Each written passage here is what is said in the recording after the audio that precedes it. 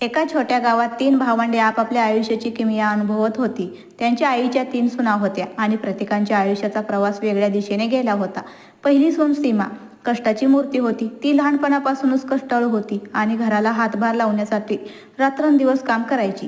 तिच्या मेहनतीने घरच्यांची प्रगती झाली, पण तिला आनंदासाठी फारसा वेळ मिळाला नाही. तिच्या कष्टानेच घर उभे राहिले.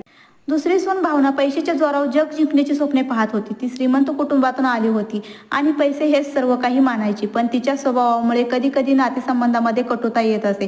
पैसा असूनही तिला समाधान गवसत नव्हते. तिसरी सून लक्ष्मी नशिबावर विश्वास ठेवत होती. ती म्हणायची की शिवशंकराची कृपा असल्याशिवाय काहीच शक्य नाही.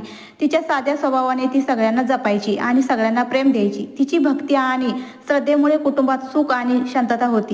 या 3 सुनांमुळे कुटुंबाच्या आयुष्यात कष्ट, पैसा, नशीब आणि भक्ती यांचे अनोखे मिश्रण अनुभवता आले. शिवशंकराची कृपा असलेल्या घरात शेवटी प्रेम आणि एकोपाचाच विजय झाला.